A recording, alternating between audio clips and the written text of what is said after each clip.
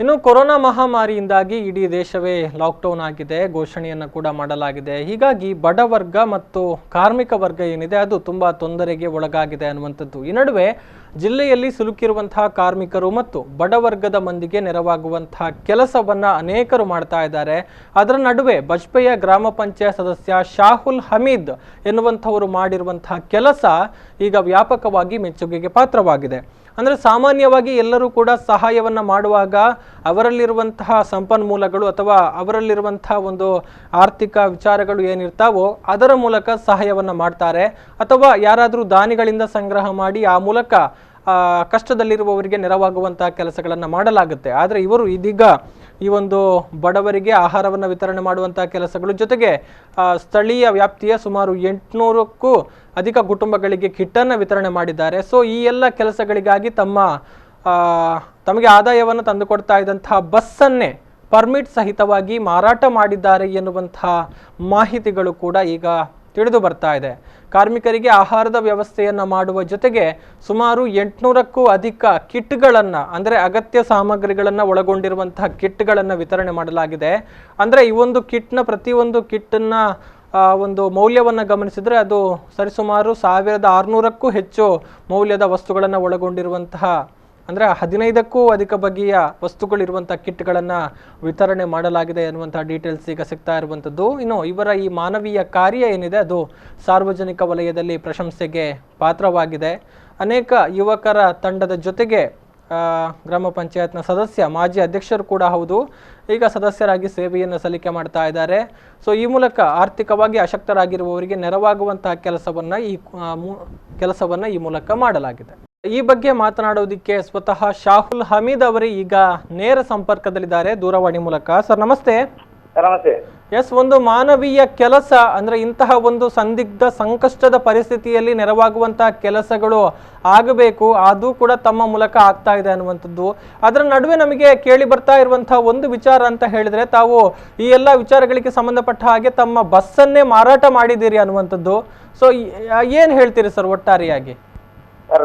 ನಾನು ಬಸ್ ಮಾರಿಗಿಂತ ಮುಖ್ಯವಾಗಿ ಆ ಮಧ್ಯಾಹ್ನದ ಒಂದು ಊಟಕ್ಕೆ ಬಂದ ಕ್ಯೂವಲ್ಲಿ ನಿಲ್ತಾರಲ್ಲ ಸರ್, ಅದು ನೋಡುವಾಗನೇ ತುಂಬಾ ಒಂದು ಬೇಸರ ಆಗುತ್ತೆ ನೋಡಿ. ಒಂದು ಮಧ್ಯಾಹ್ನದ ಒಂದು ಊಟಕ್ಕಾಗಿ ಅವರು ಅಲ್ಲಿ ದೂರ ದೂರದ ಬಂದು ಒಂದು ಪಾಯಿಂಟ್ಗೆ ಬಂದು ನಿಲ್ತಾರೆ, ಅದನ್ನು ನಮ್ಮ ಊಟ ಹೋಗುವವರೆಗೆ ಕಾಯ್ತಾರೆ.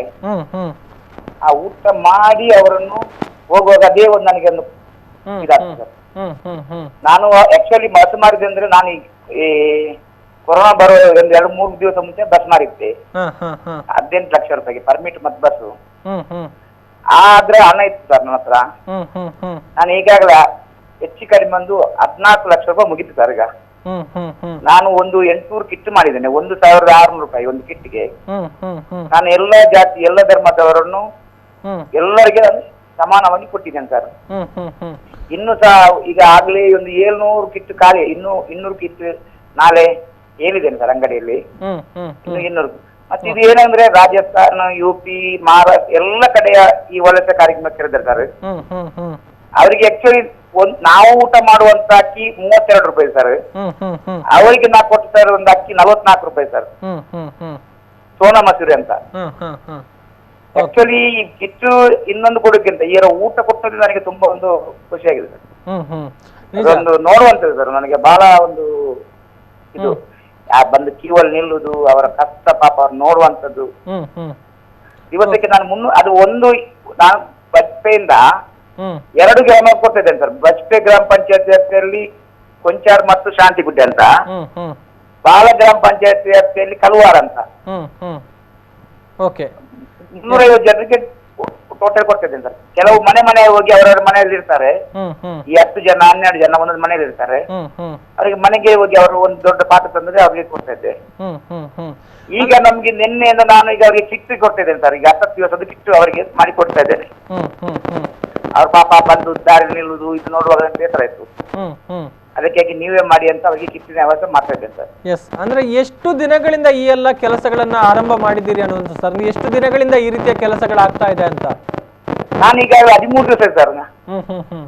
ನಂದೀಗ ಇದು ಯಾವುದು ಈ ಒಂದು ಕೆಲಸ ಈಗ ನಿರಸತ್ರಿಕೆ ಊಟದ್ದು ಇದು 13 ದಿವಸ ಆಯ್ತು ಸರ್.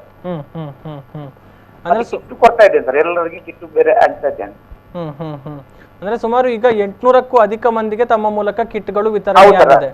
18 ಐಟಮ್ ಇದೆ ಸರ್ ನನ್ನ ಹತ್ರ ಕಿಟ್ಟಲ್ಲಿ. ಒಂದು ಕಿಟ್ಟಲ್ಲಿ 18 ಐಟಮ್ ಇದೆ. ಅಂದ್ರೆ ಎಲ್ಲರಿಗೆ ಸೇಮ್ ಒಂದೇ ತರ ಕೊಡ್ತಿದ್ದೇನೆ ಸರ್.